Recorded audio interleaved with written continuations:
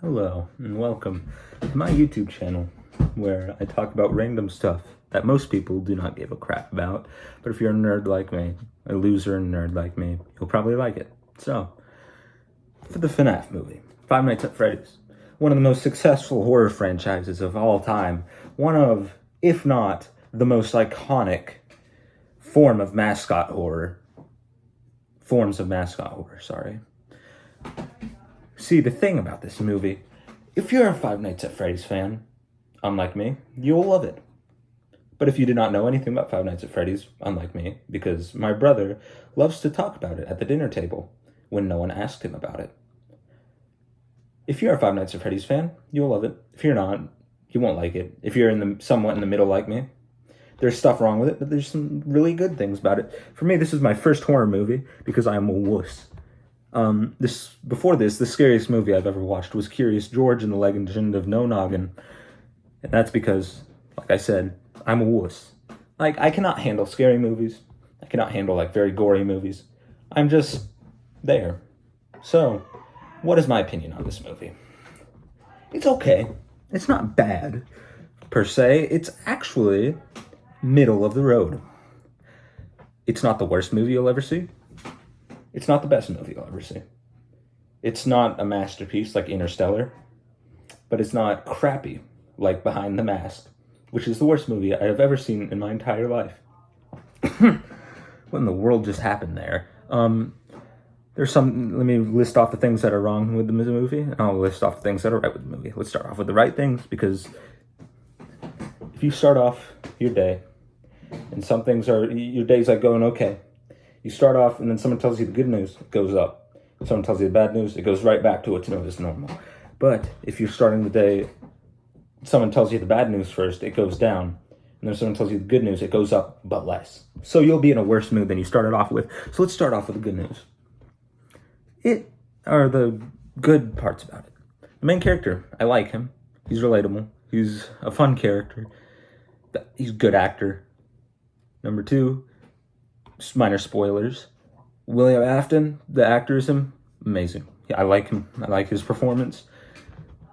There is some stuff wrong with the ending, per se, but I will not cover that in this video because I do not want to spoil it for you guys, or you 11 subscribers, because I appreciate you. 3, Foxy was done amazingly. In the game, he's not a really big character. You don't have to worry about him as much. You just have to check on him every once in a while. But in this movie, he's actually scary. There's a scene, another minor spoiler. There's a scene when he's walking through a hallway and he's doing that, that he's doing that, and it's fun. It's fun.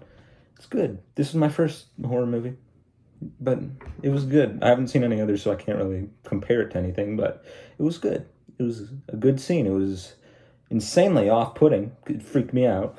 I had my head in my hoodie and tightened the hoodie so I couldn't see anything because I'm a wuss, like I said. But what are the bad things about this movie? Vanessa's character. She's an exposition dump. She's bipolar, and she's an exposition dump. And I'm not going to go into why I think that is.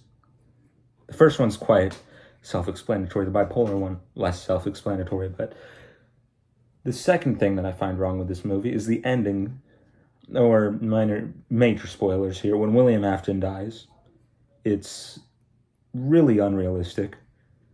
It's not realistic at all. It's very upsetting, actually, how unrealistic it is. Because if you're getting crushed inside of an animatronic, you're not going to be like, I always come back. You're not going to be like that. You're going to be like, that's what you're going to be like. You're going to be screaming bloody murder, but instead, it's like he's getting shot in one of those weird Hollywood movies. But it's a good actor, so I can excuse him because I like the actorism. 4, they went the route where, this is something I find upsetting with most big franchises, they, for some reason, when they make movies about them, they make the villains like misunderstood. No, you can make the villains pure evil, like at least once. You don't have to make them misunderstood. It's so dumb, so dumb. And I know that in the game it's like that, but you could have gone like you could have made a couple movies before showing that they were like not that bad. They take away all it takes away all of the intimidation that you get from watching them. When some minor spoilers here, when the thing freaking hugs a little girl, you can't. It's not. It takes away all the. It takes away all of the intimidation factor that these 8 feet tall animatronics would have after you see another spoiler scene, after you see them murder a bunch of bikers. This movie, it's middle of the road. It's not terrible. Another one of my criticisms is that with Abby, the little girl in the movie, no one talks like that. No one. It's upsetting, but it's a child actor, so I can let it off. And that's about my opinion. If I would rate it on a scale of 1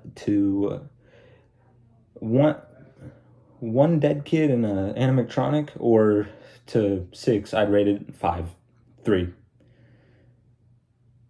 Man, why am I so bad at talking?